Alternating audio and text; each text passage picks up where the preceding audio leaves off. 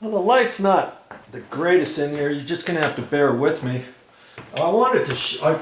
I have a reason to show you this next bit. Okay. Have you ever seen one of these?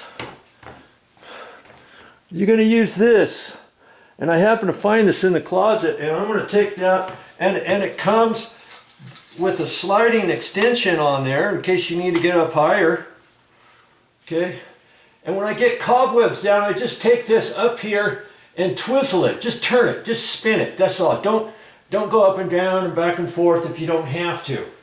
Okay, but I was thinking, like when I get ready to paint this this hallway, I always have trouble with hallways because what I really need to do is get an extension pole, you know, one of those little short ones for hallways, because this is just a broom handle. If you can see, there's no way I can go from the top down to the bottom without hitting the wall. Now right here, I can go from top to bottom right here because there's a door opening. Then I can kind of do a little bit over there, come over here and do that. But this last section, I'm having that issue again. In fact, this wall kind of goes at an angle, I can see. So I've got enough room here, but let's see, where was it? It was right in here. See, I'm getting shorter. It gets shorter and shorter. So this section of hallway from here that way on both sides, I have to do the roller up, down to about here. Then I have to go from the bottom up to here. Then I have to blend that in because I like to go from top to bottom when I get all done. I can't do that with that. But I thought, hey, since I've got this, I think I can use this little thing. And if I don't have an extension rod, you know, one of those small ones, if you got something like this, you could use it here. Because can you see, if I'm up here, I can go all the way down, all the way up in one go, blending in the paint from vertical piece to vertical piece. You see what I mean?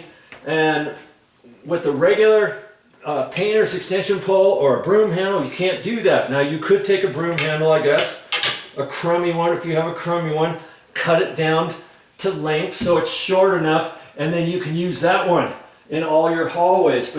But trust me,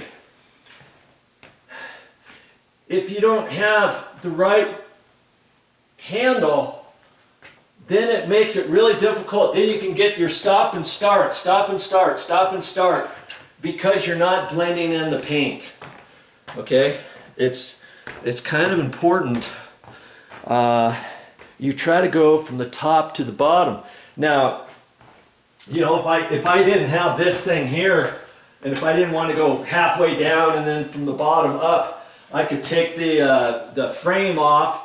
But then, see, I can't reach. I'm not tall enough. Then I have to get on my step ladder, step up, and then step back down, step up, back down.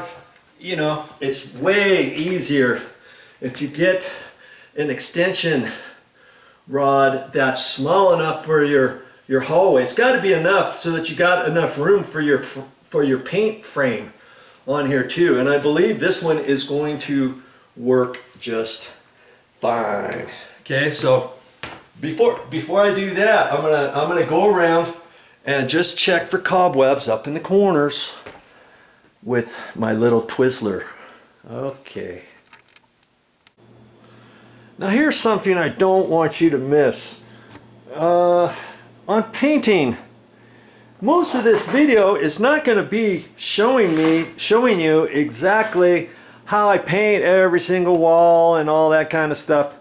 It's giving you tips and ideas along the way, how to do the prep work, how to get set up, how to move things, how to start thinking about what you should fix, what you shouldn't fix, what you should move, what you could leave, how to match up the paint, where to get the paint, all that different kind of stuff, how to set up, whether or not to put masking tape or not down on the floor. You know, lots of people will be like, hey, anybody knows how to paint. Well, newsflash, not everybody does know how to paint.